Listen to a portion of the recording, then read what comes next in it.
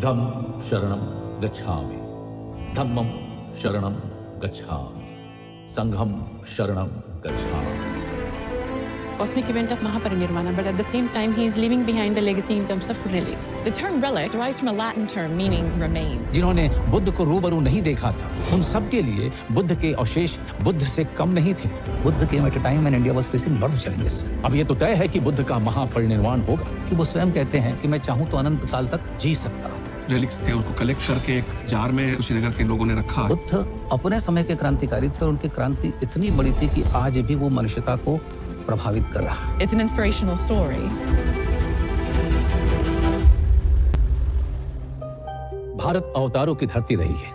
जाने कितने देवता, ऋषि मुनि, राजा, महाराजा और विद्वान इस धरती पर आए और अपने जीवन और विचारों से इसे संपन्न बनाया. लेकिन इस धरती पर चली आ रही ज्ञान, विज्ञान, धर्म और संस्कृति की धारा को मोड़ देने वाले वे पहले युग पुरुष हुए. उन्होंने जन्म इंसानों का लिया था, पदवी उन्हें महात्मा की मिली और सम्मान और दर्जा उन्हें भगवान का मिला. जी हाँ, सही समझे आप, मैं महात्मा बुद्ध की बात कर रहा हूं.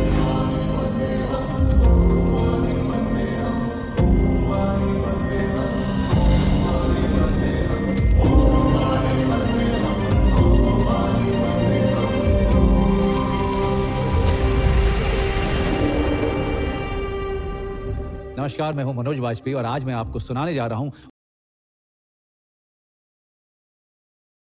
दुनिया के इतिहास, भूगोल, दर्शन, आचार, विचार को पहले जैसा नहीं रहने दिया. महात्मा बुद्ध ज्ञान और विचार की ऐसी मशाल बन के उभरे कि सिर्फ भारत तक सीमित नहीं रहे. उनके विचार पहले लोगों के लिए जीने का तरीका बना, फिर मत और फिर वो धर्म बनकर दुनिया भर में फैल गया. Extraordinary circumstances which is challenging the society, there comes an extraordinary personality who gives a new direction to the society and history is created. Buddha came at a time when India was facing lot of challenges.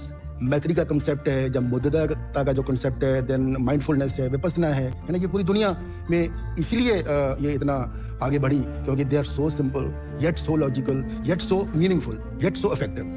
राजमहल की संपूर्ण सुख सुविधा के बीच जब जीवन का यह कष्टकर स्वरूप राजकुमार सिद्धार्थ के सामने नहीं आया था, तब भी उनमें एक तत्व सर्वाधिक था, जिज्ञासा का. जिज्ञासा सवाल में बदलती है, सवाल तर्क में परिणत होता है, तर्क अपनी कसौटी पर विश्वास को छानता है और उसमें अंधविश्वास को अलग कर देता है. ठीक यही पल बालक सिद्धार्थ के बुद्ध बनने का बीज पड़ चुका था. एक आगामी क्रांति की मौन शुरुआत हो चुकी थी. बुद्ध अपने समय के क्रांतिकारी थे और उनकी क्रांति इतनी बड़ी थी कि आज भी वो मनुष्यता को प्रभावित कर रहा है. बुद्धिस्ट फिलॉसफी इतनी लॉजिकल है और इतनी सटीक है, इतनी deep as well as intensive है, जो यूरोप की पोस्ट मॉडर्निज्म है, मॉडर्निज्म है, इनके साथ अगर कुछ मैं कंपेयर करूं तो मुझे नहीं लगता कि वो कहीं टिकती है. बुद्ध अपने घर से निकलने के बाद ज्ञान के लिए बहुत भटके, मगर उन्हें ज्ञान मिला भी तो कहां.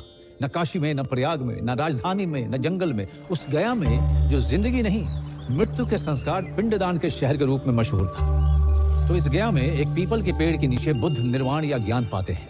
इसी कारण वो स्थान बोध गया कहलाता है. वहां से वो काशी के पास सारनाथ पहुंचे और जहां उन्होंने अपनी पहली शिक्षा दी और धर्म की स्थापना करी.